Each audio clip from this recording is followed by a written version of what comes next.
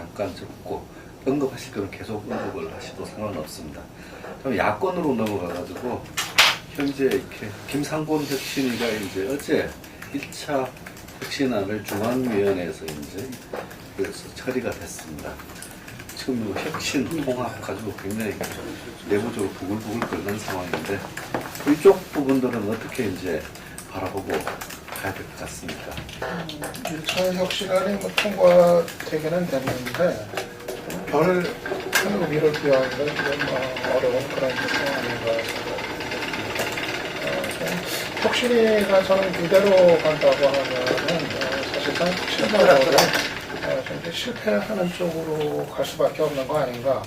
왜냐하면 이제 좀 이제 애당초 이제 왜 지금 혁신위가 만들어지고 혁신위가 나왔는가 생각해 보면은 4.19 재보선이었던 그 야당의 완패 그 속에서 내년 총선에 대한 위기의식 속에서 어떻게 하면은 내년 총선에서 패하는 걸 막고 좀 달라진 모습을 보일 수 있을 것인가. 그래서 혁신 논의에 들어갔던 건데 지금 제시되는 수준의 어떤 혁신안이 과연 국민들의 그 제1야당에 대한 인식을 변화시키는 쪽으로 영향을 줄 수 있을 것인가.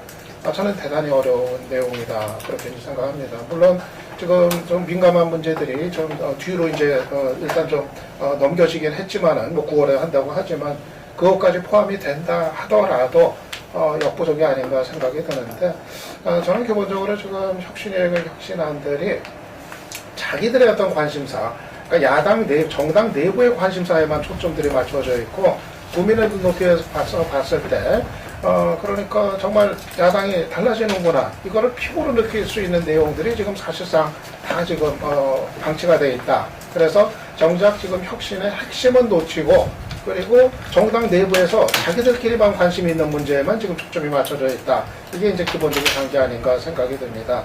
그러니까 뭐 아무리 뭐 최고위원 뭐 어떻게 폐지하고 사무총장 폐지하고 뭐 당비 납부 어떻게 하더라도 이게 다 자기들의 문제지 뭐 국민들이 그거 보고서 정말 이거 뭐 야당이 이제 달라지나 보다 이런 기대감을 가질 수 있는 이런 이제 소재들이 아닌데 지금 좀 방향 자체가 지금 문제가 있다고 생각이 들고 이렇게 되는 거는 결국은 혁신위가 이제 결국은 이 핵심을 지금 이제 피하고 있는 피해가는 과정이 나올 수밖에 없는 문제 아닌가 생각이 이제 들어요. 그러니까 결국은 내년 총선을 핵심은 저거거든요. 결국은 내년 총선을 이 새정치연합이 어떤 지도 체제로 어떤 얼굴로 치를 것인가 결국은 이제 핵심은 이제 그 문제고 그 과정에서 어떻게 개파 갈등을 종식을 시킬 것인가 이 문제가 이제 같이 가는 문제인데 그 문제에 관한 지금 아무런 답이 나오지 않고 아무런 지금 고민이 없이 피해가는 이 상황에서는 핵심은 지금 빠진 그런 혁신안이 될 수밖에 없다. 그렇게 이제 생각이 돼서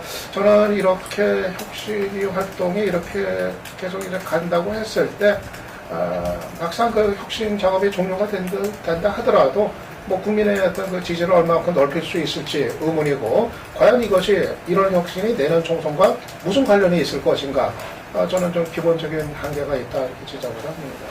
방향이 상당히 구분되는데 내년 총선을 생각을 한다 그러면 지금 새정치연합 야당의 제1야당의 가장 큰 문제는 국민들이 요구하는 정치에 대한 기대, 특히 야권이나 중도 성향의 지지자들이 요구하는 기대, 즉 경제 사회적으로 어떠한 정치적 노선을 갖다가 유지할 것인가, 그러면 이념이나 가치에 대한 문제이 될 수도 있는데 지금 한국 사회가 어디로 어떻게 변해가고 있고 거기에서 나타나는 주요 쟁점은 뭐고 이런 부분들이 이 국민들의 경제나 사회생활에 어떻게 영향을 미치는가 정확하게 그거를 갖다가 캐치해서 거기에 대해서 지금 새정치연합 내부에서는 보면 솔직히 말하면 뭐 제가 볼 때는 종북부터 완전 극자부터 뭐 완전히 그 중도 우파까지 다양한 세력들이 포진해 있어요.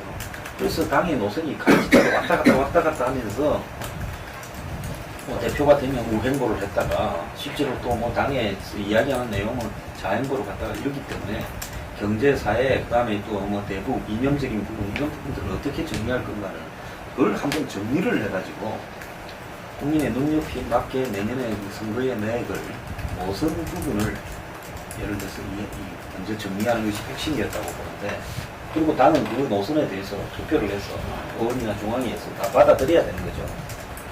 그래서 해야 되는데 그런 부분들은 완전히 외면을 한 채 공천과 관련되는 기술적인 부분들을 집중하고 있다는 모습을 보이기 때문에 혁신위에 대해서 조국이고 뭐 상권이고 간에 관심이 거의 없어져버리는 양상으로 가고 있어요. 조국 씨는 자기가 말만 하면 무슨 국민들이 관심을 가질 거라 생각하는데 솔직히 관심도 아무도 없어요. 홍보장이 관심. 당신들만의 혁신, 나도 조국이가 뭔가 했는지 관심이 없어요. 아, 저기. 네, 그렇기 때문에 결국 이 정도로 되어버리면 이것은 그냥 이탈 세력을 막기 위한 정치적 명분을 안 주기 위한 혁신이밖에 안 된다는 거죠. 근데 근데 이게 이제 만약에 혁신이가 활동이 끝나버리면 거기에 따르는 다른 사람들은 어떠한 정치적 명분을 이번에 이 안에 통과에도 불구하고 만들어낼 거라는 거죠. 왜? 본질적인 명분이 아니니까. 그렇기 때문에 혁신이는 지금 활동이 실패로 사실상 귀결됐다고. 그 김상곤 위원장이 처음에 했을 때 그 부분이 있었어요. 정체성 수립인가 뭐 이런 부분은 이제 목표로서 이야기를 했는데 그 제가 가만히 생각해 보면은 어떤 정치 세력이 정체성을 수립하는데 뭐 거의 외부 인사 그리고 거기에도 뭐 거기에 대한 노선 투쟁이나 이걸 실천 속에서 뭐 이렇게 여러 가지 고민도 하고 뭐 이래서 전혀 뭐 농사 짓는 사람이나 뭐 아주 어린 친구 뭐 나는 그런 혁신위가 꾸려졌을 때부터 저거는 좀 아니다 쇼다. 그래서 저는 김상훈 위원장이 좀 각해무사다. 이게 이 문재인 대표 사퇴하라 그러니까 어쨌든 이 혁신을 통해서 시간을 끌면서 어쨌든 그 고비를 일단 넘기는 뭐 이런 거 아니겠는가 이렇게 봐왔고 그런데 그래서 그 문재인 대표가 정면 승부하라 이게 그 혁신에 둘 게 아니라 본인이 지금 이제 재신임을 받아야 될 정도인데 그 당대표와 함께 총선 치르기 어렵다고 지금 이제 그 당의 반 이상의 의원들이 생각을 하고 있다면은 자기는 그 총선 자기가 이렇게 치르겠다 이렇게 당을 변화시키겠다 가지고서 의총에서라도 재심을 받아야 된다는 거죠. 이게 그래야 다음으로 그 새정치가 나갈 수 있는데 그걸 하지 않고 외부 혁신위를 만들어 가지고 거기서 나오는 거 가지고서 어떤 새로운 어떤 이 출발을 하겠다. 저는 이 발상 자체가 잘못됐다는 이야기죠. 그러다 보니까 지금 나오는 거 어느 하나도 예를 들면 그들만의 리그, 그들만의 어떤 관심이지 국민들이 볼 때는 그건 뭐 예를 들면 사무총장을 없애고 뭐 5 부문장으로 하고 최고위원은 또 없애고 뭐 개파 투쟁에 가장 그게 뭐 최고위원들을 통해서 나타나니까 근데 그거는 또 다 선거 이후에 또 이렇게 하기로 하고 그러니까 이거 뭐 하자는 건지 그건 이제 아무도 아마 주목하지 않을 겁니다. 이 조국 교수도 이번에 그 위원으로 들어가서 좀 망가된 케이스 아닌가 전 이렇게 보는데 그래서 이제 야당은 막 이 분당과 진당 출연은 막 필연적이 돼버렸다 이렇게 지금 외부 혁신위원으로 참여한 사람들이 그 정체적 논의와 개선하느냐 뭐 이런 얘기 저도 그 부분들을 공감합니다. 마치 뭐가 또 동시에 생각이 나냐면 저는 이미 출범할 때도 그런 얘기를 했지만 2008년에 대통합 민주신당에서 외부 공천 박대선 변호사 출범해서 맡긴 것처럼 똑같은 상황이다. 외주조 가지고 당의 정치에 해석을 하면 물론 그 요즘에는 당원들도 있고 당 뭐 여러 가지 사람들이 있지만 그런 점이 들고요. 저는 기본적으로 그 진단에 대해서 지금 척추가 다치거나 아파가지고 척추 교정하거나 수술을 요구하고 있는데 혁신은 뭐 하고 있느냐? 건강 프로그램을 만들고 있다. 그럼 이제 당이 제대로 돌아가고 있는 상태에서 건강 프로그램이 필요한 것이지 지금 뭐가 문제인 거에 대한 거기에 대한 처방책을 요구하고 있는데 그냥 근원적이고 장기적인 이런 프로그램을 답하고 있어서 맞지 않다라고 보고 있고요. 그 다음에 일단 어제 20일 통과가 된 것, 말하시피 뭐 그렇게 내용들이 없죠. 사무총장 관련 혹시 어떤 그런 의미들은 모르겠지만 그 자체도 이렇게 해서 그렇게 해석이 다 가능한 부분이고 의미가 없음에도 불구하고 왜 문재인 대표는 의미를 뒀느냐라고 보자면은 이게 일단 뭐 중앙위에서 통과가 되면은 자기가 주도하는 당의 프로세스가 진행이 되고 있다. 라는 것은 뭐 공식적으로 인정받을 수 있겠죠. 그 점에서는 김무성 대표는 문재인 대표는 진행이 잘 됐다라고 평가를 하고 있고 또 무슨 대단히 혁신 가지고 또 어제 크게 한마디 던져줬던 것 같은데요. 우선 아까 제가 그 척추 얘기했는데 척추 부상이 되어 있는 상태인데 무슨 건강 프로그램 만들겠다고 얘기했다는데 가장 하나만 예를 들게요. 이번 사무총장 문제도 그렇고 9월달 다시 중앙에 나중에 올리겠다고 했던 최고위 폐지 문제도 개파 싸움 없애겠다라는 것을 얘기죠. 얼마 전에 누구도 몇 사람들이 칼럼에서 그런 지적을 했던 것 같은데 지금 개파 문제냐 아니면은 특정 세력의 일방적인 패권의 문제냐라고 봤을 때 저쪽으로 완전히 달라진다. 지금 새정치민주연합이 가지고 있는 과제가 특정 세력의 패권의 문제라면은 오히려 개파 청산을 뭘로 주제로 명분으로 내건 이런 폐지는 오히려 패권을 강화해주는 것이기 때문에 반혁신, 반개혁일 수 있다는 겁니다. 그래서 문제의식을 어떻게 버리냐 굉장히 달라지는데 이것은 무슨 혁신이라고 지나가고 있는 것들이 과연 혁신이 자체가 그다음 뭔가 해볼 여지가 있는 건가 저 역시 좀 의문점을 던지고 있습니다. 김 박사님은 이제 비유한 게 저도 지금 글 쓰고 있는 거에 거의 한 90% 싱크로율 비유가 있는데 저도 이제 그런 비유를 했거든요. 지금 환자가 지금 아주 생명을 위급해서 응급실에 실려왔는데 아주 뭐 대수술을 지금 해야 될 상황인데 그냥 처방은 그냥 기초 체력 길러라 좋은 거 많이 먹고 좋은 약 먹고서 이런 이제 엉뚱한 처방을 지금 내리고 근데 있는 거 그것이 저는 지금 핵심이 저거라고 봐요. 아까 이제 핵심 얘기했지만 우회적으로 얘기했지만은 저는 내년 총선을 지금 이제 문재인 대표로 치를 수 있을 것이냐, 치러도 될 거냐. 저는 지금 새정치연합의 관건은 지금 그거라고 생각이 되거든요. 지금 뭐 당내도 의원들의 어떤 정서도 부정적인 의견들이 많아지고 있고 또 최근에 뭐 여론조사 봐도 야당 지지층 가운데서 또 문재인 대표가 잘못하고 있다가 잘하다보다 훨씬 압도적으로 지금 3배나 되는 야당 지지층에서도 그렇게 나오고 있더라고요. 그래서 뭐 굳이 여론조사 인용하지 않더라도 지금 그동안에 최근까지 문재인 대표가 보여준 여러 가지 정치적인 능력이나 어떤 리더십 이런 거에 대해서는 야당 지지층 내에서도 회의적인 시선이 상당히 지금 확산이 되어 있는 이런 상태고 이 상태에서 과연 문재인 대표로 그냥 이대로 총선 치러서 과연 승리를 기약할 수 있을 것인가 이 문제인데 저는 최소한 혁신위가 지금 내년 총선을 위해서 만들어졌다고 한다면은 거기에 대한 질문을 던지고 그거에 관한 답을 어떤 결론이 나든 간에 구하는 이것이 사실은 좀 기본이 됐던 거 아니었나 생각이 들고요. 정말 내년 총선에 이길 수 있는 좀 기대를 가질 수 있는 체제가 어떤 체제일지 그리고 개파 간의 갈등을 좀 진정시키고 심지어 나가 있는 사람들 정동영이든 천정배든 딴 살림 안 차리고 다 그 기회에 다 다시 들어오게 해서 하나로 돼서 한번 해볼 수 있는 길이 무엇인지 저는 적어도 그거에 대한 어떤 답을 찾으려는 노력, 그거를 기울일 필요가 있었다 이제 생각을 하는데 정작 혁신위는 그거에 관해서 우리 소관이 아니다. 그건 혁신위가 할 일이 아니다. 다 이제 피해버렸단 말이에요. 이렇게 되니까 결국 이 그림이라고 하는 게 문재인 대표는 사실은 자기가 책임지고 했어야 될 혁신의 문제를 혁신위를 만들어서 거기로 공을 넘겨버렸고 혁신위는 또 핵심의 문제를 우리 소관이 아니다 하면서 공을 다시 아무 데나 그냥 던져버렸고 그럼 밖으로 혁신위가 다시 밖으로 던져버린 공은 지금 책임지고 그 공을 잡으려고 하는 사람이 아무도 없고 이 상황이 이제 돼버린 거죠. 그래서 이 상태로 그냥 그 핵심적인 질문에 대한 질문과 답을 찾지 않고 그대로 간다고 한다면 저는 대단히 좀 야당이 어려운 상황이 되지 않겠나 생각이 들고요.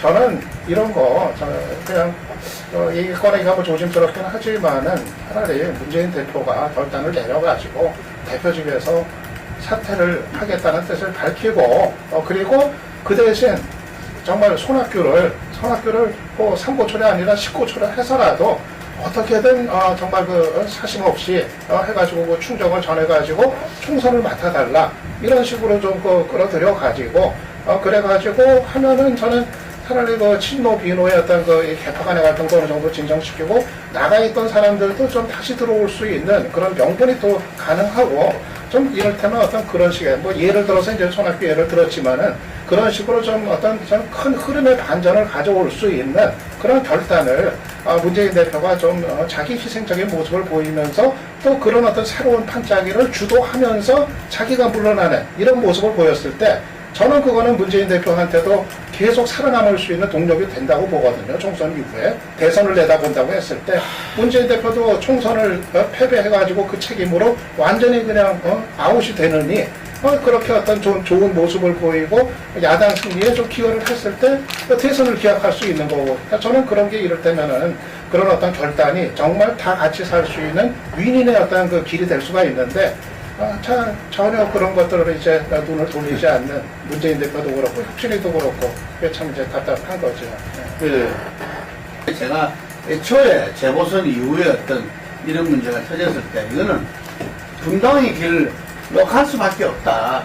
이게 오히려 분당하고 신당을 만들어서 국민들한테 두 상품을 내놓고 예를 들면 평가를 바라는 것이 정권 교체를 바라는 국민들한테 오히려 충성한 길이다. 그렇게 이야기를 했던 겁니다. 그래서 지금 그게 이제 점점 가시화되고 예를 들면은 이 친노 핵심에서는 나가봐야 호남 몇 명밖에 없다. 저는 굉장히 어떻게 그런 발언을 할 수 있나 이런 생각을 해요. 설사 지금 현재는 뜻을 분명히 밝힌 사람 그렇다 치더라도 그 자기들이 지금 그런 이야기 할 때가 아니거든. 그리고 비노 부분에 대한 비판도 좀 해야 되는데 이 사람들은 전부 다 눈치만 보고 있어.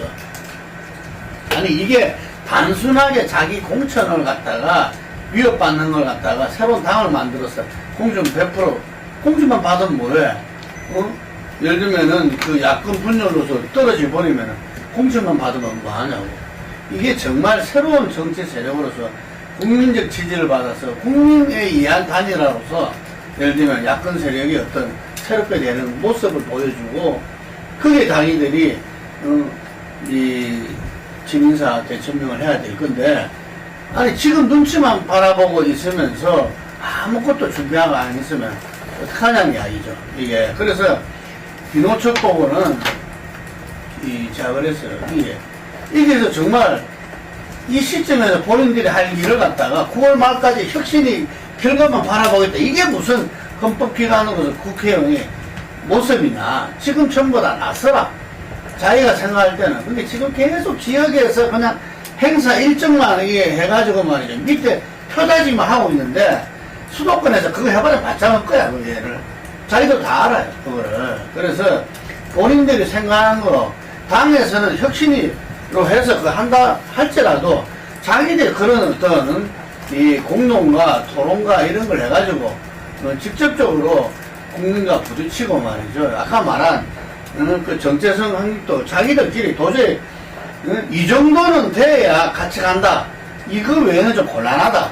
이게 딱 하나는 아니잖아요. 요즘 좀 포괄적인 정당 그 세계적 추세가 그러니까. 하지만 이게 뒤죽박죽 갈짓자면 곤란하다. 이게. 그런 것도 토론하고 말이지. 예를 들면은, 그 세력들이 선정별을 불러서 이야기 나누기도 하고 이래야 되는데 전부 다 딱하게 눈치만 보고. 너무 비겁하다, 이거죠. 비노는 비겁하다. 자연스럽게 이렇게 분당 또는 신당론이 계속 이렇게 제기될 수밖에 없는 상황 같습니다. 과연 그러면 분당 신당이 이렇게 제대로 될 수 있을지 이것도 참 의문인 상황인데요. 여기에 대해서 이렇게 한번 짚고 보시면 처음 선 꺼낼 때 전국장이 혁신과 통합이라는 용어를 들었었는데 지금 문재인 대표 최근에 말에서는 통합이라는 단어는 거의 안 나오고 있죠.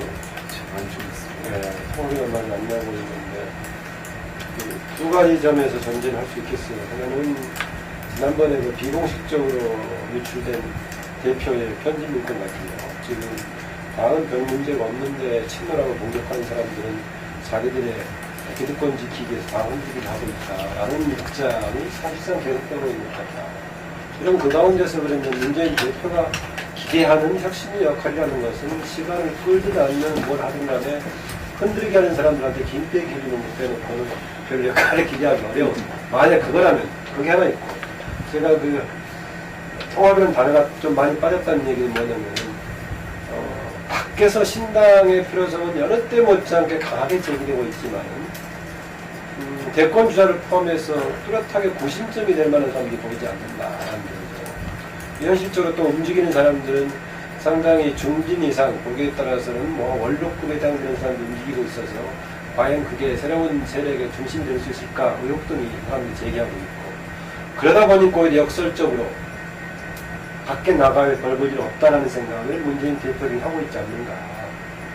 그래서 이게 야당이 통합해서 제대로 위원을 확대하는 정당으로 새로 태어난다든가 이런 관점보다는 내가 이렇게 가더라도 야권의, 야당의 대주주로서의 지위는 흔들리지 않을 것이다. 꽤 이런 생각을 하고 있는 것 같다는 것입니다. 그래서 그동안도 그렇게 해왔고, 저는 그래서 이 대응하는 양상을 보면은 박근혜 대통령과 한 가지만 차이가 있습니다. 박근혜 대통령은 본인에 관한 이야기는 하지 않고 상대방 이야기를 하는데, 문재인은 본인에 관한 이야기는 하긴 하는데 하나도 바뀌지 않는다는 점은 박근혜 대통령하고 거의 쌍으로 이제 가고 있는 좀 느낌이 있고요. 아까 신당 추진 세력에 대해서 내부적인 사람들의 뭔가 결단이 필요한데 뭐 9월만 어쩌고 하면서 시간만 지나간다고 하는데요. 저는 이게 딜레마라고 봅니다. 국민들한테 일단 주목을 받으려면 그래도 알려진 사람들인데, 알려진 사람들은 또 부정치인이 되어버려서 올드보이 얘기를 듣는 거고, 특히 먼저 행동하는 사람들일수록 또 나이까지 좀 들고 해가지고 그런 느낌이 드는데, 이걸 어떻게 해결할 것인가. 그래서 아마 천정배 의원은 이 점을 굉장히 조심하고 있는 것 같아요. 그래서 새로운 세력을 전면에 내거는 가운데 배치해야 되는데, 이 먼저 나서는 사람들이 자기가 무슨 뭐 서포터 역할을 하겠다는 사람이 전부 안 보이고, 내가 나서서 새로운 세력의 고심점이 되겠다는 게 있어가지고 구체화되는데 굉장히 어려운 것 같아요. 그리고 저는 이제 특히 호남 관련 옛날 정치하신 분들이 중에서 하나 조금 추가로 말씀드리고 싶은 게 뭐가 있냐면은, 스스로가 뭔가 시대의 변화에 대한 조언을 별로 하려는 노력이 부족했다. 그러다 보니까 실제 친노는 내가 보기에 원래 친노는 소수였는데, 나머지 중립지대에 있던 사람들이 뭔가 새로운 세대에 대한 요구를 하는 사람들이 구 세력들이 이것을 흡수하지 못하니까 결국은 친노 쪽에 가깝게 돼버리고, 그러다 보니까 어지간한 사람들이 범친노로 분리돼가지고 그동안에 다수를 형성했다. 그 점에서는 친노, 이른바 친노의 패권 못지않게 나머지 세력들이 스스로 뭔가 적극적으로 새로운 세대에서 변화하려는 이런 노력이 없었고, 그게 좀 스스로 주변에 됐던 사기책이 있다라고 좀 지적하고 싶습니다. 제가 볼 때는 어차피 정치가 이제 세판이 짜여지려면 명분이 있어야 되고, 그 다음에 특정한 텃밭이 있어야 되고, 돈, 조직, 사람 이런 게 있어야 되는데, 결국은 시간이 많이 남았을 때 신당을 한다고 하면 신당하는 세력에 대한 여러 가지 회부가 될 거예요. 저 사람들이 혁신을 반대하고 나와서 반대하는데, 옛날에 그 사람이 그 사람이 전직 의원이거나 정치판에 떠들던 사람이다. 그렇다고 뭐 요즘 솔직히 말하면 새로운 인물을 앞에 세운다고 호미객에 있는 김만원 박사나 김동구 선배나 이런 사람 하면 모르겠지만 별거 있습니까? 야권에 정치할 사람 얼추 다 했잖아요. 그러다 보니까 뭐 새로운 인물을 세운다고 해서 황소장이 야권으로 복귀하면 되잖아요. 돌아오지 못할 다리를 그래서 돌아오지 못할 그러다 보니까 결국은 이 시간이 많으면 새 신당 추진 세력들이 여러 가지 비판을 받을 수 있습니다.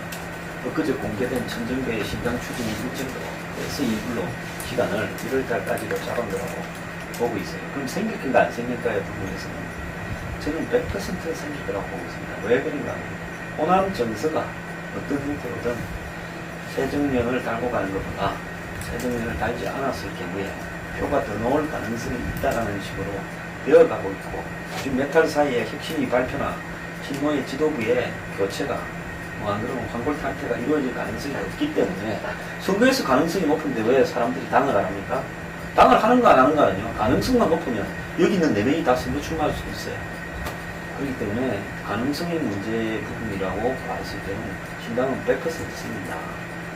거기에서 어떤 사람이 모여드는가에 대해서 논란을 하거나 서로 간 상대방에게 비판의 빌미를 주지 않기 위해서는 정강석화같이 당을 만드는 게 나을 수도 있다. 오래가는 게 더 부담스러울 수 있어요. 10월달에 재보선이 있었으면 모르겠는데 사실상 재보선이 의미가 없게 되고 있기 때문에 그런 관점에서 봤을 때 이제 야권의 움직임이 또 여권에 영향을 줄 수 있어요.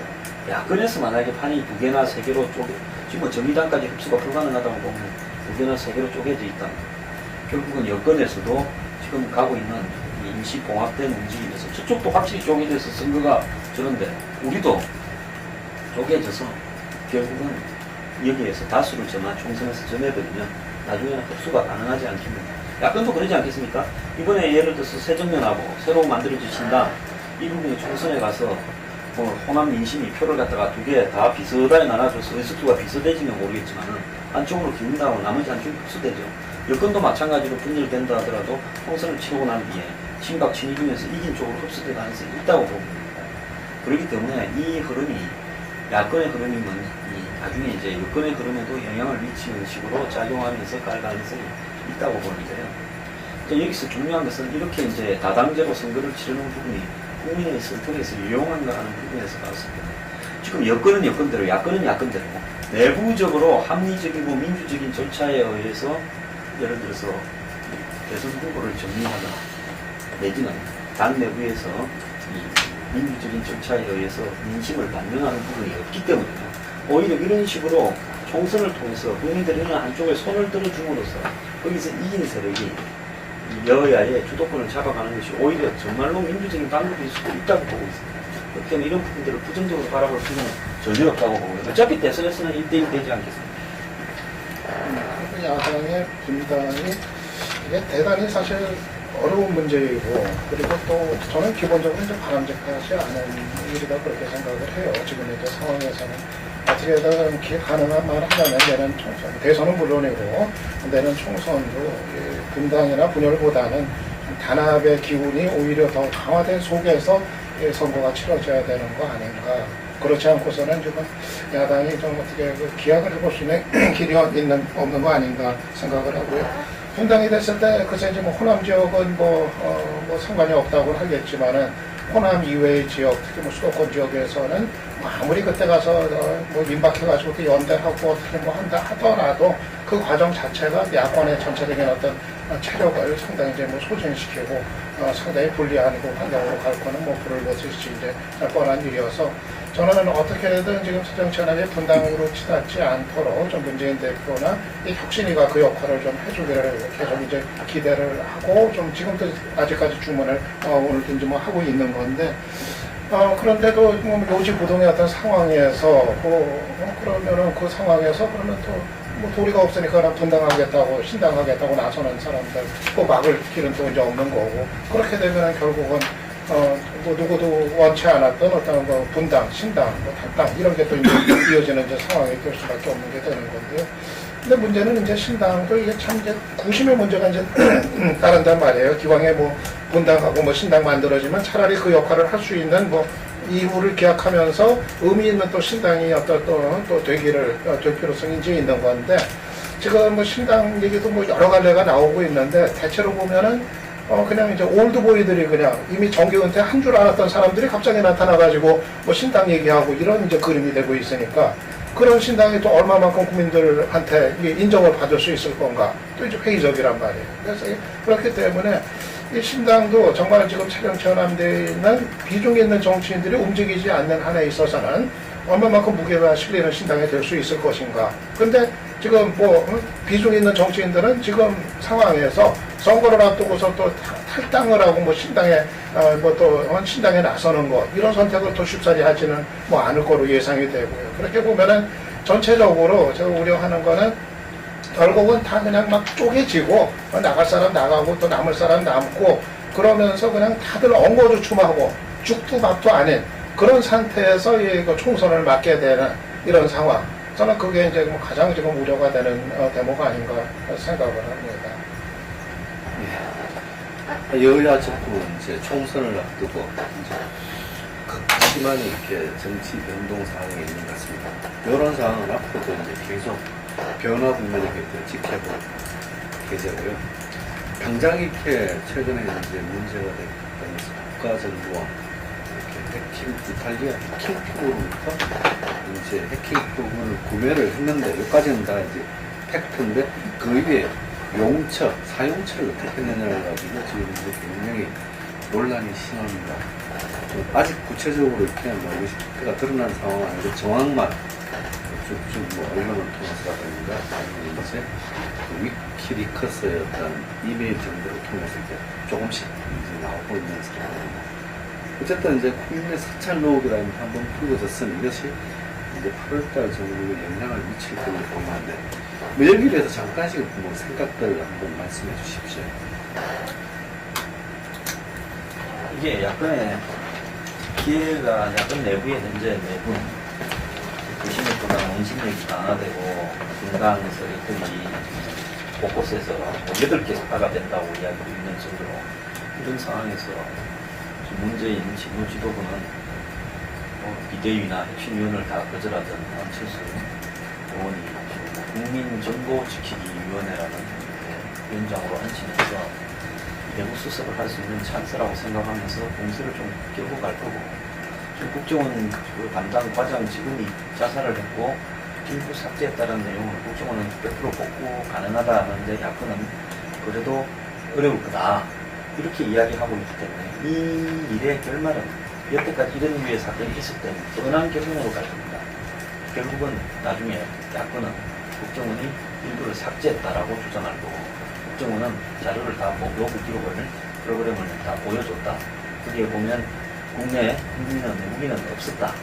또 외국인에 대해서나 북한 간첩에 대해서 우리가 해킹을 했던 부분에 대해서는 대부분 허가를 받았다면 불법이 아니다.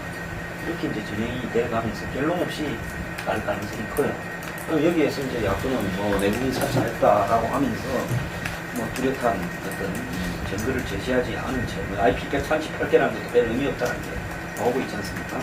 정쟁화해 갈 건데 궁극적으로 이 문제에서 핵심은 지금 국회에 국정원이 영공, 대공 힘자에 대해서 압도감 청을 하는 부분이 지금 굉장히 불편하고 번거롭게 돼 있어서 관측을 제대로 잡지 못하니까 일부 선임당 의원들이 발의한 이거와 관련된 통신 비밀보호법, 통비법의 개정안 자체에 대해서 예를 들어서 힘을 실어주는 결과로 갈 수도 있고, 또 야권이 주장하는 대로 결국은 예를 들어서 민간인을 했다라는 내용이 경우에 따라 나올 수도 있겠지만 지금 돌아가는 모양으로 보면 팩트 양상으로 가고 있어요. 그럼 그 팩트 양상에서 예를 들어서 야권이 결정적으로 유리한 부분을 입증할 수 있겠느냐?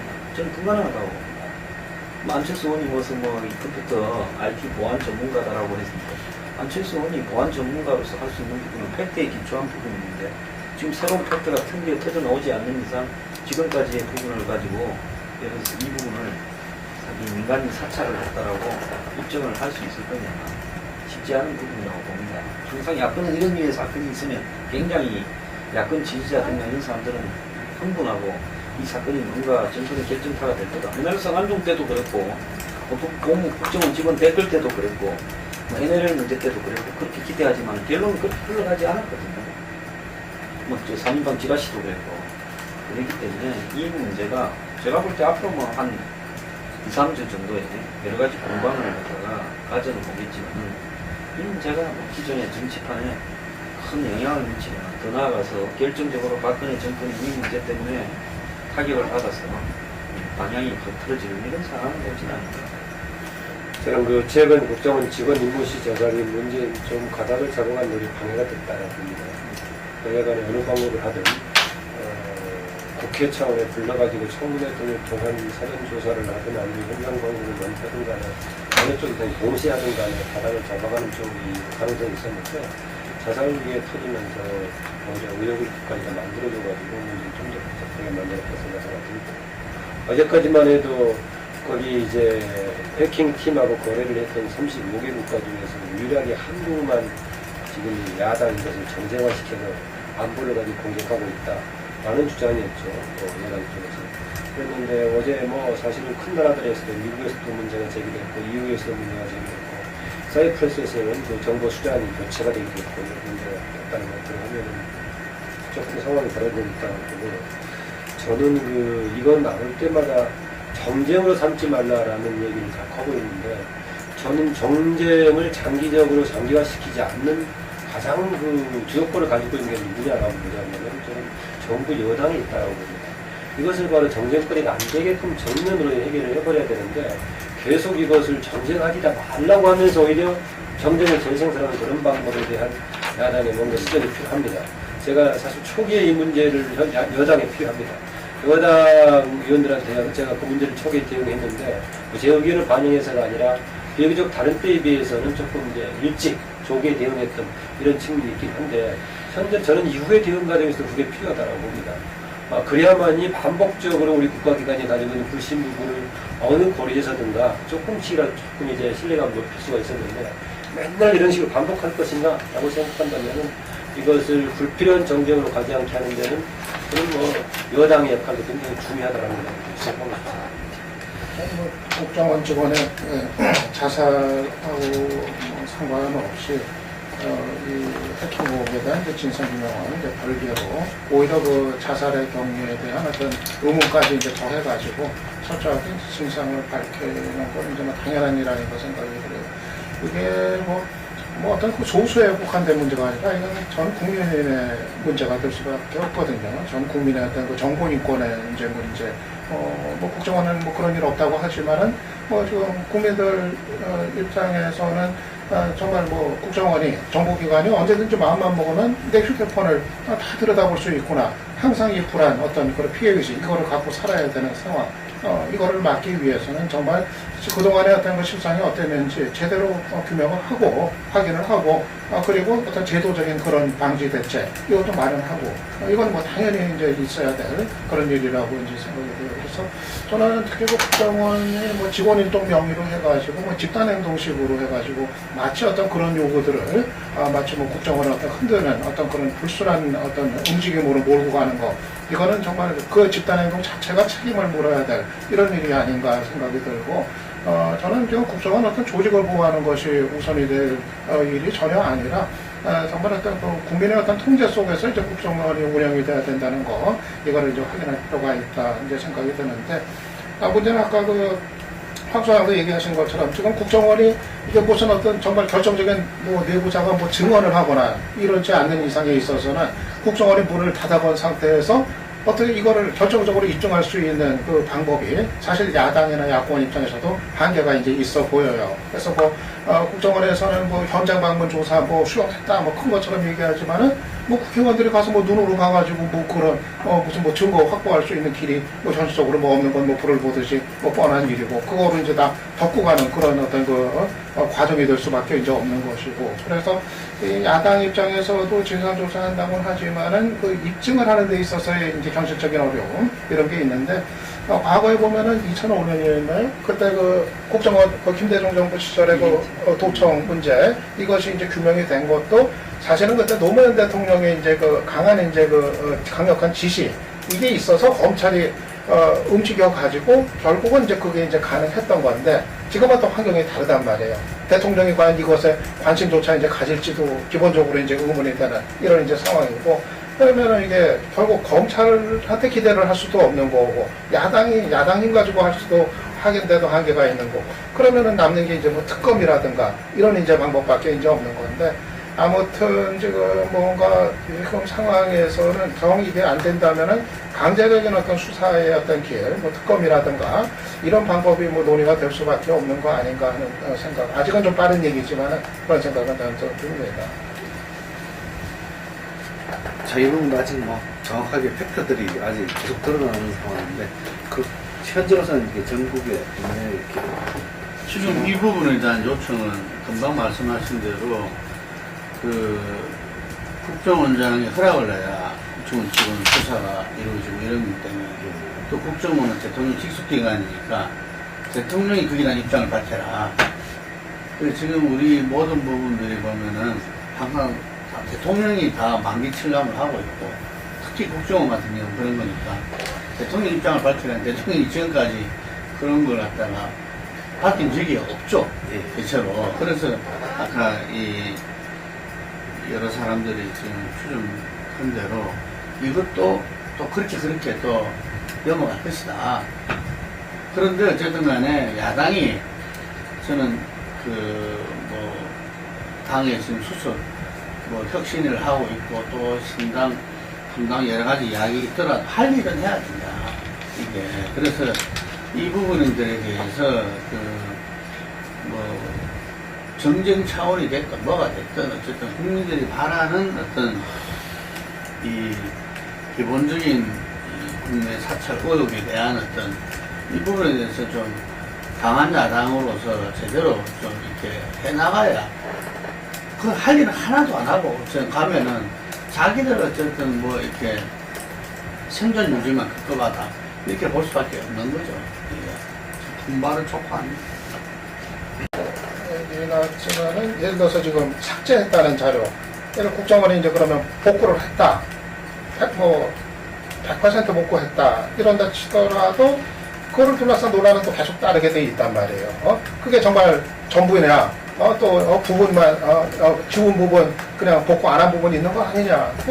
이런 거 이제 막으려면 이게 강제적인 방식의 어떤 객관적인 검증 이걸 해야 비로소 이제 그런 어떤 문제들이 이제 풀리는 건데 하물며 만약에 지금 뭐 100% 복구가 안 됐다. 지금 그 삭제하는 방식에 따라 그게 또 차이가 이제 있다는 얘기인데 완전 복구가 100% 안 되는 방식으로 삭제했다 했을 때는 그때는 이제 그것도 뒤 일이 또 상당히 이제 커질 수밖에 이제 없는 일이고 그러니까 이게 대단히 아주 그 전문적인 기술과 검증이 필요로 하는 사안들이기 때문에 이게 지금과 같은 방식으로 국정원이 내부에서 사람들은 전부 안에서 무슨 일이 벌어지고 어떻게 되고 있는지 아무것도 모르는 상태에서 그 국정원 담 안에서 모든 게 진행이 되고 그 결과만 국민들한테 내놓고 그걸 가지고 또 이제 왈가왈부하게 되고 이게 이런 방식으로 과연 의문이 해소가 되고 논란이 종식이 될 수 있을까 이 문제가 이제 남는 거죠. 이런 게 보통 전문성의 함정에 빠지더라고요. 지난번에 보면 그 국회법 개정안에서도 국민들 다수가 국회법 개정안이 뭘 의미하고 뭐 국가 시행령의 관계 이런 부분의 절반 이상이 몰랐어요. 여론조사에 결과에도. 그렇기 때문에 그런 부분들이 크게 어느 한쪽으로 여론이 정리가 안 된 채 어수선한 상태에서 대통령의 승리로 끝난 것처럼 이 문제도 이건 그보다 더 전문성이죠. 솔직히 기술자 아니면 뭔 말인지 이 일반적으로 위에 있는 분들이야 매일 뉴스를 추적하면서 일정한 정도의 지식을 쌓는 일반 국민들보다 훨씬 더 지식이 높은 수준에 있는 사람이지만 일반 국민들 같은 경우에 지나가면서 신문을 쓱 보거나 잠깐 텔레비 보면서 그게 단데 이 내용을 갖다가 이해해서 납득하기가 상당히 어렵다는 겁니다. 그렇기 때문에 결국 이런 있는 전문성이 굉장히 요구되는 상황은 끝은 그냥 그런 식으로 끝나버리기가 쉽지 않아요. 옛날에 민간인 사찰을 한다고요. 굉장히 광범위한 민간인 사찰을 했는데 민간인을 어떻게 사찰했는가 오랫동안 논란이 진행이 되면서 그 문제가 야권으로서는 굉장히 중요한 문제처럼 인식되었지만 나중에는 뭐 노무현 정권까지 사찰의 여정이 번지면서 그냥 끝나버렸잖아요. 아무튼 이렇게 이 논란을 이렇게 엔젤 천사라고 하는 이렇게 카톡이라든가 블로그 이쪽에서 좀 이렇게 악성 부분을 심었던 그리고 추정되는 엔젤 천사라는 분이 아이디를 가진 분이 이제 자살하신 이모가 아니냐. 이렇게 나오고 있습니다. 그리고 임모 씨가 5명의 국정원 그 정보팀을 이끌고 일을 했던 사람이다라고 하는 것이 그쪽에서 이제 얘기가 나오는 사람인데 그럼 이 사람이 개인적으로 현재는 개인적으로 했을 것이냐로 지금 했는 것으로 지금 대충 이제 가닥이 잡히는데 과연 그게 개인적인 뜻이냐 그리고 연구용이냐 이런 부분에 의혹은 계속 나올 것 같습니다. 자, 지난번에 국정원 댓글 때 원세훈 원장이 지시했느냐 그리고 그 지시가 구체적으로 어떻게 반영이 되었느냐 하는 부분이 지금까지도 보면 명확하게 뭐 예를 들어서 정치 개입을 했는데 선거 개입을 했느냐 하는 부분이 재판부터 오락가락하면서 지금 진행이 되어가고 있지 않습니까? 그렇기 때문에 이런 어떤 문제가요 현재 이 예를 들어서 야권이 팩트를 월등한 팩트를 갖다가 확보한다. 근데 야권도 국내에서 확보할 방법이 없잖아요. 결국은 위키리크스에서 뭐 추가적인 폭로가 나와가지고 되지 않는 한은 야권이 이 문제에서 정치적 우위에 서기가 어렵다. 그러니까 그 유사인 내용에서 유난히 두 가지 부분 그러니까 애당초 그 해킹 프로그램을 구입하고 그거를 이제 일을 했던 거 부분하고 삭제했던 거가 자기 개인이 한 거다라는 거를 부각을 시킨 거 그거 자체가 참 왜 굳이 이제 저랬을까 왜 그랬을까 하는 여러 가지 이제 또 이제 상상을 하게 만드는 이제 그런 대목이었던 것 같아요. 애당초에 그 자신이 이제 무리하게 욕심을 내 가지고 그래가지고 이제 뭐 좀 무리하게 했다는 식의 어떤 그 얘기라든가 그것도 애당초 이 활동 자체가 이제 자기가 개인이 욕심을 내서 그랬다 하는, 그러니까 조직이 그렇게 해서 자기가 한 게 아니라 자기가 이제 잘못했다 하는 이런 식의 뉘앙스로 담겨져 있는 거고, 그리고 삭제도 자기가 이제 그냥 섣부르게 한 실수였다 이런 식으로 했다는 거. 그래서 그런데 과연 상식적으로 생각을 하면은 국정원이라는 조직에서 그렇게 엄청난 일, 그런 어떤 해킹 프로그램을 구입해서 그거를 사용하는 그 엄청난 일, 이미 그 이병호 국정원장도 국회 답변에서 그건 아마 전임 원장이 제가를 하지 않았을까, 그런 얘기를 할 정도의 사안인데 그거를 개인이 욕심 가지고 그렇게 벌렸을까 하는 의문이 당연히 생기고, 더군다나 논란이 된 이후에 이 삭제를 하는 거에 있어서도 그게 어떤 자료고 얼마나 엄청난 자료인데 그거를 개인이 마음대로 삭제하는 일이 가능했을까 하는 이런 이제 의문이 상식적으로 드는 거기 때문에, 오히려 그 유서에 난 게 이제 그런 내용은 너무 오히려 이걸 개인의 어떤 일탈식으로 이게 부각이 이제 되니까는 오히려 이제 참 이제 그런 부분은 좀 석연치 않게 좀 느껴지는 게 사실인 것 같아요. 이런 게 기술적 감정에 빠질 수 있죠. 왜냐하면 위에 있는 사람은 간첩을 잡으려면 위에서 이제 어느 정도 대공 관련 수사를 하는 쪽에 책임자급 되는 사람이에요. 저 간첩들을 지금 메일이나 스마트폰 같은 걸 좀 열어봐야 되겠는데 그걸로 할 수 있는 기술적 방법이 있냐? 꼭 물었을 거 아닙니까? 기술 담당고. 그럼 기술 담당이 스카이웨어라는 이런 게 있습니다. 그럼 우리나라에서는 그거 할 수는 없고 어떻게 해야 되냐? 쭉 이제 자기가 찾아보면 이태리에 이런 회사가 있습니다 하고 추천했을 수가 있죠. 그렇게 이런 일이 진행이 되어 가기 때문에 내가 볼 때 이번에 그 자살한 직원 같은 경우에는 자기가 기술적으로 어떤 판단과 그 다음에 회사 추천, 이런 계약, 이런 부분에 있어서 조언을 갖다가 하고 실질적 실무를 갖다 수행했을 수도 있으니까 이런 문제가 터져버리면 결국은 그 부분에 대한 굉장한 부담감을 질 수밖에 없는 상황이 될 수도 있죠. 근데 이제 실제로 이제 국정원 설명대로 유서대로 이제 그게 사실이라면 국정원장이라든가 그 담당 이런 국정이 너무 무능하지 않은가 이런 생각도 듭니다. 그런 관리 못하는 국가 제1전문가이다 이런 느낌이 들게 하는 분도 있는데, 관리 못했다는 것보다는 관리 못한 쪽으로 개인기 책사이로 돌리려고 하니까 좀 그런 거 아니겠어요?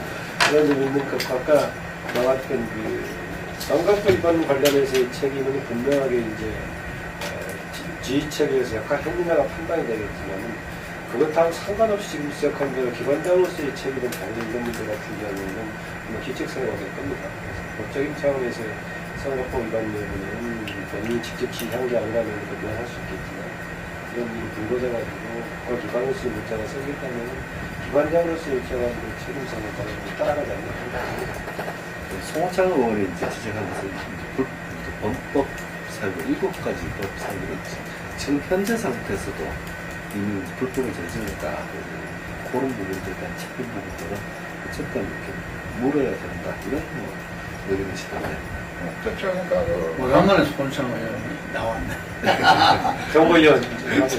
아, 요새 뭐 인터뷰 이제 감청장비 이제 도입할 때는 이제 대통령 승인, 국회 이제 보고 이런 걸 거쳐야 되는데 이제 그런 게 제대로 이제 안 된 부분, 특히 이제 국회에 대한 보고 같은 것들, 물론 이제 그걸 감청 설비로 보내야에 따른 것도 이제 주장이 다를 수는 있지만 아무래도 뭐 그런 기본적인 문제도 이제 체크해야 될 거고요.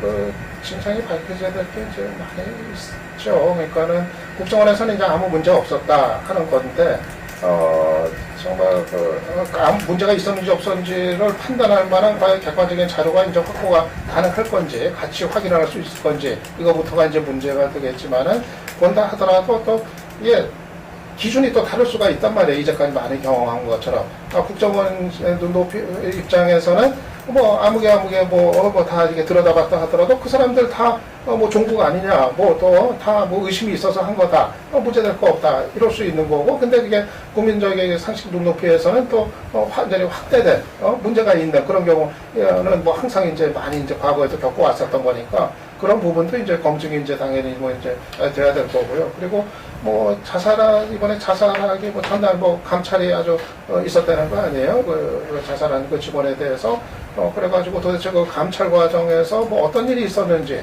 또 감찰에서 확인된 내용이 어떤 건지, 이를테면 그런 감찰 보고서 같은 것도 사실은 공개가 돼야 같이 검증이 돼야 정말 내부에서 무슨 일이 있었고 이 과정이 무엇인지를 훨씬 더 접근을 할 수 있는 진실에 이런 게 또 되니까 그런 부분도 필요하고 아무튼 이게 지금 진상이 밝혀지고 검증이 돼야 될 부분들이 이것저것 굉장히 지금 많아지고 있는데 이거는 접근할 지금 길이 없으니까 이건 참 근본적으로 좀 풀 이 길이 좀 찾아져야 될 것 같아요. 저는 국정원이 좀 스파이 조직답게 이런 일을 처리를 깔끔하게 했으면 좋겠어요. 예를 들어서 작년에 캐나다에서 대학에서 그런 해킹 한국 등 21개국에서 진행되고 있다고 이야기를 했어요. 예를 들어서 우리가 무슨 뭐 코드네임 콘도 이런 영화 보면 들키면 그 힘은 싹 없애버리지 않습니까? 뭐 죽이자는 얘기가 아니라 꼬리를 쫙 자르지 않습니까? 그럼에도 불구하고 이걸 계속 유지를 해왔다라는 거라든지 뭐 나나테크라고 중간에 중개회사를 왜 기합나는 건지 국제금융에 우리가 생각하기로는 페이퍼 컴퍼니를 해외에 있는 걸 만들어서라도 계약을 하게 해야지 한국에 무슨 뭐 이 IT 관련 중개회사를 갖다가 끼워서 했다든지 더 나아가가지고 뭐 송금하는데 이름이 뭐 무슨 원세훈처럼 무슨 세훈이라든지 이런 거 이건 정말 저는 이 국정원이 이런 부분에서의 역량을 지금 이 정도로 하면서 그 하는 거에 대해서는 좀 문제가 있다고 봅니다. 이 자리에서 토론하는 문제는 아니겠지만 하여튼 간에 차제 국정원이 해외 정보기관하고 국내 정보기관을 갖다 분리하는 문제는 어쨌든 결국은 좀 이렇게 그 방향으로 가야 되지 않나 이런 겁니다. 그것도 있고 이게 또 하나는 가장 큰 변수로 과거에 이제 아날로그 또 오프를 중심으로 했을 때는 정보 관련 통신도 유선에 한정되는 그런 경향이 있었다면 지금 이제 이런 그 SNS 시대가 되다 보니까 그런 그 경계가 조금 불명확한 상황이어서 여기에 따른 모두 좀 정비가 되고 그건 포함돼야 돼. 그러니까 도감청, 특히 감청의 범주에 해킹이 포함되느냐는 이거는 법적으로 굉장히 문제의 소지가 있을 수 있는 부분이에요. 지금까지는 감청 영장이 있지 해킹 체크 영장이라는 건 없었지 않습니까? 그러니까 그 감청과 해킹 부분이 법적으로 정리가 제대로 되지 않아서 나중에 이 문제를 뭐 야권이 문제가 있다라고 한다 하더라도 그 법적 해석이 어떻게 나올지는 알 수가 없어요. 아무튼 이 사안은 이렇게 8월까지 계속 이어지면서 이렇게 진행되는 것 같습니다. 아직도 400기가라고 하는 어마어마한 메일 양이 있기 때문에 뭐 추가적인 사실도 계속 나올 것이고 양측의 경방도 계속 이어질 걸로 보입니다. 그 마지막으로 이렇게 8월 전국에 대해서 간단하게 이제 조망을 쓰는데 8.15 이제 광복 70주년 이게 박 대통령께서 끊임없이 이 언급을 올 1년 내내 지금까지 많이 하셨는데 남북관계 과연 어느 정도 또 진전이 될 것인지 그리고 최근에 이제 관심사또는 이런 기업인 탑사 가능성 부분들이 이제 끊임없이 나오고 있습니다. 여기에 대한 부분도 같이 짚으시면서 8월 전국을 좀 전망해 주시기 바랍니다. 네. 저는 박근혜 대통령께서 뭐 여러 가지 좀 조치를 할 가능성이 있어 보입니다. 집권 이제 절반을 넘기는 시점이 동시에 되기 때문에 그래서 광복 70주년 화두는 박근혜 대통령 중심으로 이제 국가를 운영하겠다는 사도를 같이 맞물려 있는 것이니까요. 그래서 몇 가지 지금 우리가 예상하지 못했던 한두 가지 추가된 이벤트도 있지 않을까 그런 생각이 좀 들고 그 다음에 그 중에 하나가 포함됐던 게 특사였죠. 특사였는데 이미 기업인들의 대폭 참여는 기정사실화된 것 같고요. 수적으로 많을 수밖에 없는 게 박근혜 대통령 스스로 했던 말을 지금 부인해야 되는 상황이니까 대기업인들도 지금 같이 특별상연을 해야 되니까 전반적으로 포함을 해서 많은 기업인들 포함해서 하는 가능성이 있다. 대폭 수반되는 가능성이 있죠. 대신 정치인은 김무성 대표도 건의하는 형식을 하긴 했지만 정치인은 사면 나올 가능성이 있습니다. 왜 그러냐? 실제로 봤을 때 정치인들 사면 대상부에서 여권에 해당되는 사람들이 실익을 얻을 사람들이 별로 없습니다. 예컨대 뭐 이상득이라든가 무슨 뭐 다른 홍산업 등등 뭐 이런 것인데 반대로 오히려 실익을 받을 가능성은 포함된다면은 야권 인사들이 조금 실익을 받을 가능성이 있고 예상 멤버 중에 들어가는 뭐 정봉준이 뭐니 뭐 임상준이 등등이 또 있어가지고 그런 거 실익까지 감안하고 또 국민 여론까지 감안한다고 했을 때는 형식상으로 김무성 대표가 제안한 대로 정치인은 좀 포함될 가능성이 없다는 느낌이 듭니다. 저는 뭐 광복 70주년이 또 되고 그러는 테니까 뭐 대통령 특사 할 수 있다고 봐요. 뭐 이렇게 계속 뭐 수시로 하면 문제가 되지는 않아서 이럴 때 한번 이제 할 수 있다고 생각이 드는데, 다만 이제 이럴 거를 왜 지난번에 그 성완종 특사 얘기할 때 왜 그렇게까지 그거 가지고 이제 난리를 이제 폈나는, 그러니까 이게 상황이 참 민망해지는 거 아니에요. 뭐 그러니까 그때도 그냥 다 그 청와대 주변에서 이제 나왔던 얘기들이 박 대통령은 그 특사 함부로 하지 않는다, 나는 공약 실천하고 있지 않느냐 그러면서 참여정부 시절에 그 특사 후보 큰 문제 있었던 것처럼 부각시키고 뭐 이제 문제는 이제 뭐 없었던 건데 참 그랬던 거고. 어차피 뭐 그럴 걸 왜 이렇게 그냥 그때 또 정치적인 어떤 공세 소재를 이제 참았던 장면이 이제 떠오르니까 그게 이제 민망하다 생각이 들고, 기업인 같은 경우도 글쎄 뭐 대통령 재량이니까 뭐 저건 국민 정서 감안하는 범위 내에서 뭐 적절하게 뭐 판단을 하리라고 이제 보고, 정치인 가운데 저는 진짜 좀 정치적인 성격이 강해서 묶여있는 정치인은 좀 이제는 풀어줘야 되는 거 아닌가. 뭐 대표적으로 떠오르는 사람이 정봉주 같은 사람인데, 뭐 BBK 그때 대선 과정에서 있었던 일이고, 뭐 잘못된 부분이 있었다면 책임질 만큼 문제는 좀 지은 거니까 이제는 좀 정치적으로 이제 풀어줄 때가 됐다, 좀 그런 생각이 듭니다. 제가 볼 때는 뭐 이번에 70주년 일본하고 뭐 약간의 진전은 위험 문제나 다른 게 조금 있었겠지만, 또 일본이 뭐 최근에 집단적 자위권을 법적으로 통과시키는 과정을 보면 크게 진전이 또 있을 것 같지는 않고요.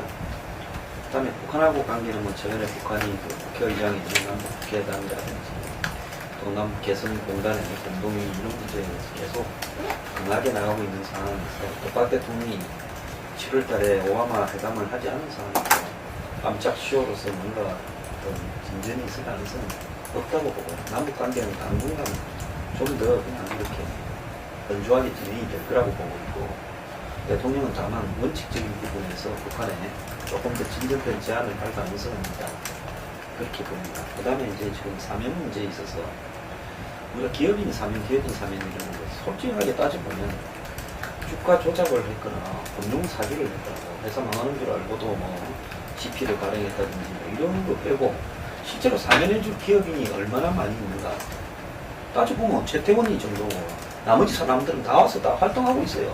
그 사면이 없다고 해서 기업인이 예를 들어서 지금 활동하는데 크게 불편한 게 있습니까?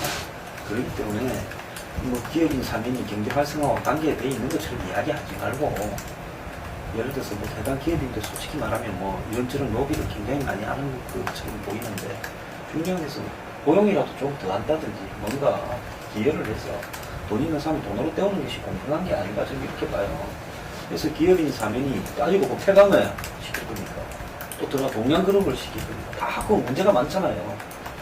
그 이런 식으로 따지면 실질적으로 사면할 기업인도 별로 없다라는 부분을 우리가 인식을 해야 됩니다. 그래서 그 부분에 보면 국민 정서가 국민이 납득할 수준, 그 국민이 납득할 수준을 그 주관적으로 평가해 버린다면은 참 아까워죠. 그러니까 대통령이 그 인사나 특사나 그 대통령의 고유권한이나, 인사도 지금 이제 대통령의 고유권한이지만 어떤 그게 국민적인 어떤 기대와 요구에 따라서 인사를 하는 것이 국정운영의 정방향이고, 그래서 많은 언론이나 이 정치인들 이런 것들이 국민적 요구와 이런 것들이 뭔가를 갖다가 이렇게 제시하고 또 국민들이 그런 여론을 수렴해서 하는 게 필요하다는 특사도 마찬가지라고 봅니다. 국민이 납득할 수준이다. 그럼 금방 이야기한 대로 경제에서 어쨌든 간에 그 재벌 기업들이 자기들이 사내 유보금 투자하면서 말이죠. 이게 그 하려면은 좀 풀어줘야 될 거 아니냐, 복권해줘야 될 거 아니냐, 뭐 이런 이야기들이 끊임없이 이야기되고, 그거 절대 안 된다고 박근혜 대통령이 했다가, 느닷없이 지금 이제 민정수석부가 검토하라고 그러면서 두 가지를 그 이야기했잖아요. 국가 발전과 국민통합, 이게. 그러니까, 그냥 명분을 이제 내걸고 국민이 이제 그 납득할 수준 이런 이야기가 나왔는데, 저는 이 부분에 대해서 이것도 이따가 어느 시점에 대해서 민정과 그 법무부 팀 해가지고 또 그 청와대의 어떤 특유의 어떤 그 시스템에 의해서 결정하고 이럴 게 아니라 정말 이런 부분들이 이 민정수석이나 이런 부분들이 그런 거 하라고 전부 다 정당도 있고 하는 거니까 그 여의도 와서 이야기도 좀 하고, 예를 들면은 그래서 국민들하고도 뭐 이렇게 다 의견 수렴하고 해가지고 정말 국민이 납득할 수 있는 수준의 어떤 범죄 유형으로는 거의 없다 이거지. 전부 다 납득할 수 없는 수준이야. 정말 그러려면은 그 사람들이 정말 앞에 이야기한 국가 발전, 국민 경제에 기여하는 모습을 주고, 우리 보석도 돈 보석 이런 거 있잖아, 이게. 그렇기 때문에 정말 그렇게 국민들이 너가 정말 납득할 수 없는 범죄지만 정말 국민 경제를 위해서 필요하다면 이 정도는 해라. 예를 들면은. 그래서 서로 간에 그런 것이 이해가 되지야 된다, 이거지. 이게 납득될 수준이 저는 바로 그런 거다, 이게. 그것을 국민 여론에서 저는 주창해야 되고, 정치인 같은 경우에 있어가지고도, 예를 들면은 서로 간에 우리가 대선이 지금 개헌도 해야 된다, 뭐 이런 부분들이 완전 올로와 나싱으로 그냥 5년마다 한 판씩 붙고, 그러면서 서로 또 원수돼가지고 또 하고, 이런 건데, 그것이 그 상처를 보담는, 그래서 그게 이제 두 번째로 말한 국민 통합의 정신인데, 국민 통합의 정신 차원에서 저는 여야 모두 뭐 그 사람들이 뒤에 뭐 현재 자기들이 이 사람들이 하면 뭐 어떤 이 자기 효과 뭐 이런 부분들이 아니라 정말 그 정쟁으로 인해 가지고 이 제기된 부분들 이런 부분들은 강함하게 좀 할 필요가 있다. 그것이 뭐 죽을 죄가 아니라면은 그래서 그렇게 차원에서 정말 이 당선되고 나서 강화문에서 국민 통합 시대를 열겠다고 한 정말 그 초심으로 대통령이 좀 돌아가기를 정말 이 국민의 한 사람으로 기대합니다. 그리고 여기 강복 70년 맞이해서 남북관계 이 부분도 제가 어제 김근식 교수 강의를 들었는데 북한 경제가 굉장히 좋아지고 있대요. 지금 굉장히 호전되고 있다. 뭐 이 식량 문제도 기아선상을 이미 극복을 했고 뭐 그렇다 저렇다 이야기를 하는데 그게 이 한중 무역의 효과가 굉장히 크다. 북중무역. 북중무역에. 그런데 이제 그게 초기에는 남북이 막히니까 그것의 어떤 대안으로 이제 그게 점점 커졌는데 이제는 이 수준을 넘어섰다는 이야기죠. 이게. 그래서 이 북은 더 이상 이 남쪽에 기대할 것도 없고 기대하지도 않는다는 이야기죠. 이게.